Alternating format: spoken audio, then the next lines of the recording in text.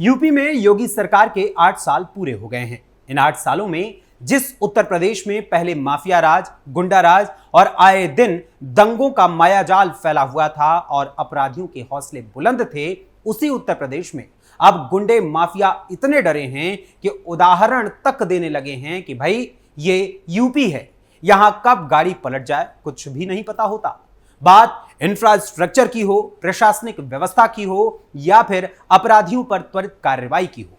साल 2017 से लेकर साल 2025 के बीच बीते 8 सालों में क्या बदलाव हुए, क्या विकास हुआ और कैसे उत्तर प्रदेश की अर्थव्यवस्था बदल रही है और 6वें 7वें स्थान से दूसरे स्थान पर पहुंच गई है। इस बारे में जहां एक और सीएम योगी आदित्यनाथ ने जनता के सामने अपनी सरकार के 8 सालों का रिपोर्ट कार्ड पेश किया, तो वहीं समाजवादी पार्टी के मुखिया अखिलेश यादव ये रिपोर्ट कार्ड देखकर भड़क उठे और उन्होंने आरोपों के साथ सवालों की झड़ियां भी लगा दी। आखिर क्या है पूरा मामला, आपको बताएंगे विस्तार से हमारी आज की स्पेशल स्टोरी में। नमस्कार, वंदे मातरम, कैपिटल टीवी उत्तर प्रदेश देख रहे हैं आप और मैं हूं आपके साथ अखिलेश पांडे।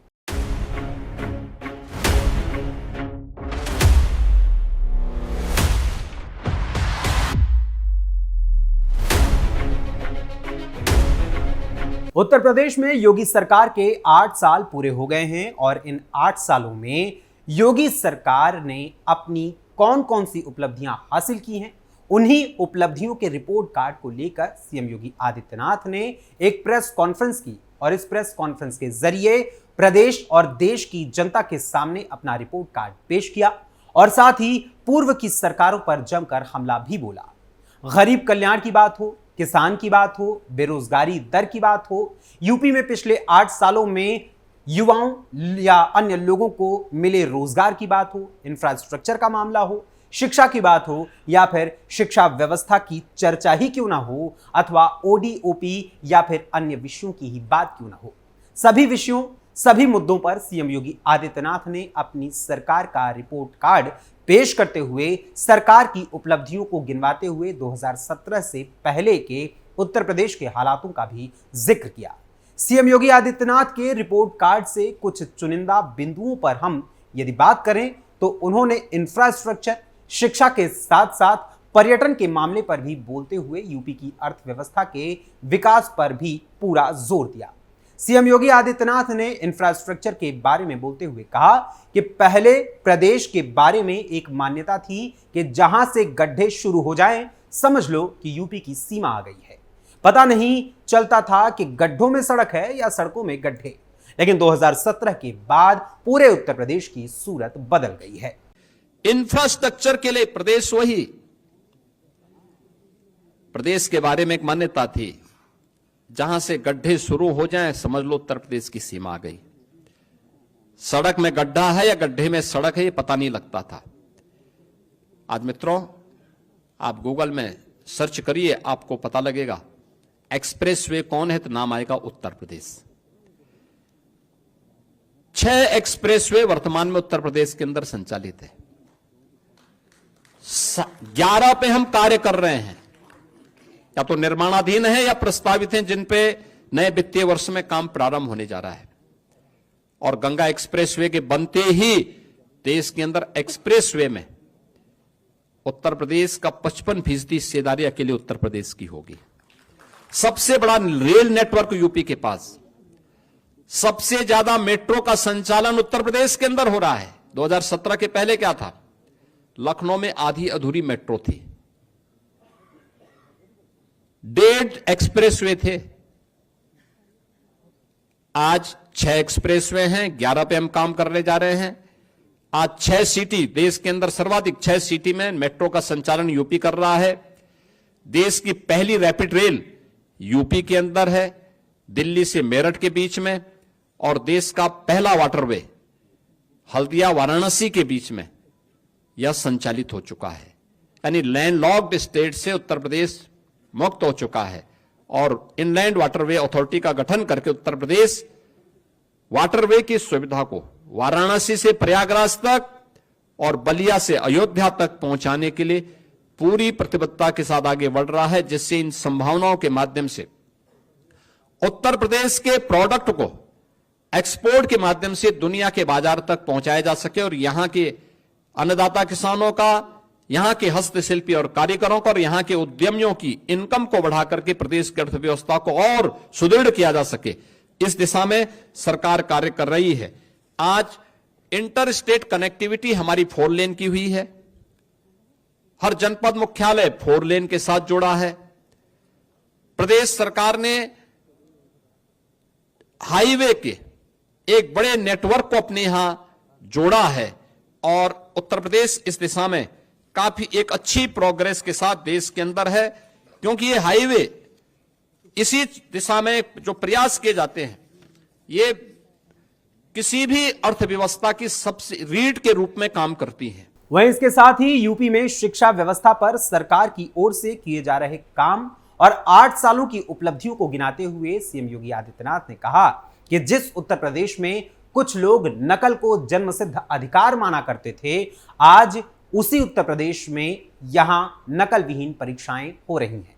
बेसिक शिक्षा विभाग के द्वारा बेसिक शिक्षा परिषद के जो स्कूल बंदी के कगार पर थे, आज उनमें 50 लाख से अधिक बच्चों की बढ़ोतरी हुई है। इसके साथ ही सीएम योगी आदित्यनाथ ने यूपी में शिक्षा व्यवस्था को लेकर किए जा रहे अपनी सरकार द्वारा किए गए इंतजामों और कामों के साथ साथ अपनी सरकार की उपलब्धियों को गिनाते हुए आगे क्या कुछ कहा, अब जरा वो भी सुन लीजिए। शिक्षा, जिस प्रदेश की स्थिति ऐसी रही हो कि नकल जन्मसिद्ध अधिकार कुछ लोग मानते थे, आज वहां नकल विहीन परीक्षाएं हो रही हैं। बेसिक शिक्षा परिषद के स्कूल जो बंदी के कगार पर थे, आज उनमें 50 लाख से अधिक बच्चों की बढ़ोतरी। उन सभी बच्चों को 1200 रुपए 2 यूनिफॉर्म के लिए, बैग के लिए, बुक्स के लिए, शूज और सॉक्स के लिए, स्वेटर के लिए सरकार डीबीटी के माध्यम से उपलब्ध करवाने का कार्य कर रही है।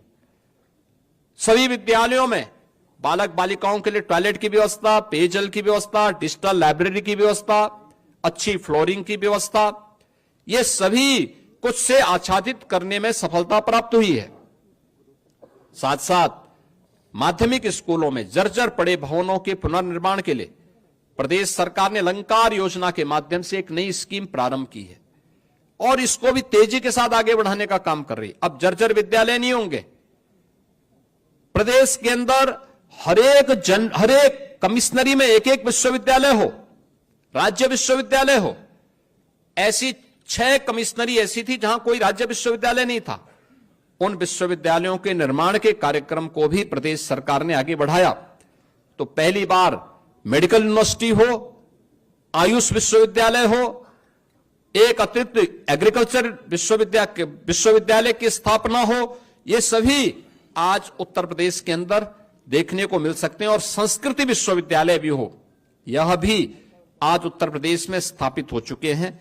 प्रदेश ने इस दिशा में 8 नए विश्वविद्यालय, यानी इस दिशा में 10 नए विश्वविद्यालय, 21 निजी क्षेत्र के विश्वविद्यालयों की स्थापना में भी सफलता प्राप्त की है। और युवाओं को प्रतियोगी परीक्षाओं की तैयारी के लिए प्रत्येक जनपद में मुख्यमंत्री अभ्युदय कोचिंग की व्यवस्था भी आज के दिन पर संचालित है। प्रदेश के अंदर अनुसूचित जाति जनजाति के सभी छात्रों को आज के दिन पर हम लोग स्कॉलरशिप उपलब्ध करा रहे हैं, 100% स्कॉलरशिप दे रहे हैं। और ओबीसी के भी छात्रों को 2017 तक मात्र 1200 करोड़ रुपए की स्कॉलरशिप मिल पाती थी, आज वो बढ़कर के 2500 करोड़ रुपए सरकार ने किया है, जिससे हर उस बच्चे को जो उसकी पात्रता की श्रेणी में आता है उसको स्कॉलरशिप से जोड़ा जा सके। आज उसमें भी सरकार को सफलता प्राप्त हुई है। वहीं इसके साथ ही सीएम योगी आदित्यनाथ ने टूरिज्म के माध्यम से उत्तर प्रदेश की अर्थव्यवस्था में कितनी बढ़ोतरी हुई है, इसका भी जिक्र किया।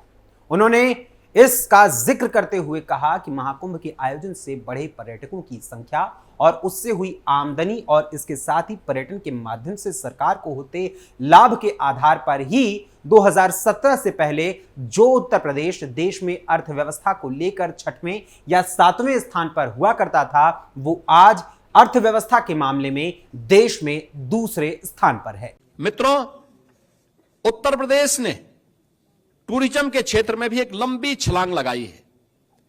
यानी इंफ्रास्ट्रक्चर के क्षेत्र में अन्नदाता किसानों के लिए युवाओं के उत्थान के लिए, मातृशक्ति के सम्मान के लिए, निवेश के लिए उत्तर प्रदेश ने अपनी जो पहचान बनाई, सुरक्षा के क्षेत्र में जो अपनी पहचान बनाई, इसका असर प्रदेश के पर्यटन पर भी पड़ा है।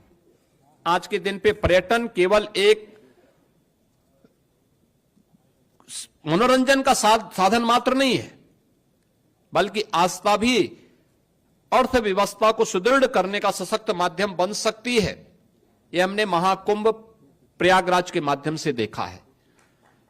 प्रयागराज महाकुंभ ने अलग अलग सेक्टर में नई नई संभावनाओं को आगे बढ़ाया और उसी दिशा में आज गत वर्ष उत्तर प्रदेश में कुल जो टूरिस्ट आए थे वह 67 करोड़ आए थे और लगभग इतने टूरिस्ट अकेले महाकुंभ प्रयागराज में इस वर्ष आए हैं।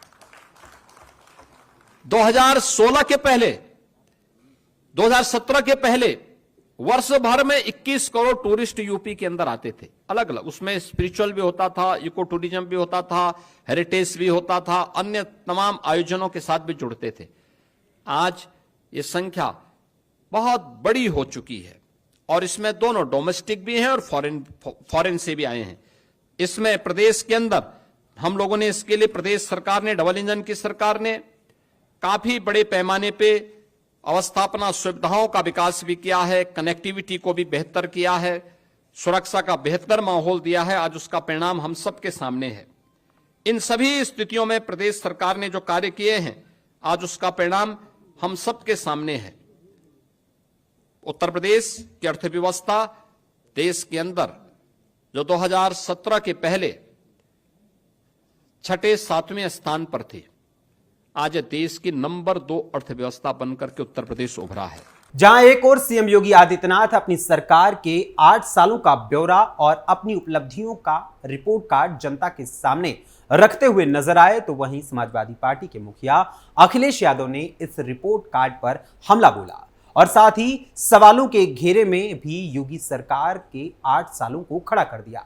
समाजवादी पार्टी के मुखिया अखिलेश यादव ने पहले तो सोशल मीडिया प्लेटफॉर्म एक्स पर 2 तस्वीरों को साझा करते हुए 2 घटनाओं का जिक्र किया और उसके साथ ही ट्वीट कर 2 लाइनें लिखी। उन्होंने लिखा, 8 साल यूपी बर्बाद और सवाल ही सवाल। इसके साथ ही सपा प्रमुख अखिलेश यादव ने मीडिया को दिए गए अपने बयान में कहा, उन्होंने यानी योगी आदित्यनाथ ने उत्तर प्रदेश को बदहाल कर दिया है। जिस शहर में वो प्रेस कॉन्फ्रेंस कर रहे हैं, उसी शहर में एक महिला के साथ लूटपाट की गई, उसका बलात्कार और फिर हत्या की गई। कानून व्यवस्था को बेहतर बनाने और ये साबित करने के लिए कि कानून व्यवस्था पर 0 टॉलरेंस है, एनकाउंटर किया गया। जब ऐसा हुआ तो लखनऊ में फिर एक महिला को गोली मार दी गई। ऐसे कई मामले सामने आए हैं। अगर महिलाएं सबसे ज्यादा असुरक्षित कहीं हैं तो वो उत्तर प्रदेश में हैं। एक तरफ जहां सपा प्रमुख अखिलेश यादव योगी सरकार की उपलब्धियों पर सवाल उठा रहे हैं, तो वहीं दूसरी ओर यूपी में भाजपा सरकार के 8 साल पूरे होने पर उत्तर प्रदेश सरकार में मंत्री सुरेश कुमार खन्ना ने कहा कि प्रदेश सरकार के 8 साल पूरे होने के अवसर पर पिछले 8 वर्षों में हमने जो कुछ भी किया उसे लोगों के साथ साझा करने के लिए हर जिले में कार्यक्रम आयोजित किए जा रहे हैं और आगे भी किए जाएंगे। वहीं इसके साथ ही उप मुख्यमंत्री बृजेश पाठक ने कहा कि उत्तर प्रदेश की कानून व्यवस्था पिछले 8 सालों में देश में नंबर 1 पर है। उद्योग के क्षेत्र में उत्तर प्रदेश नंबर 2 पर है।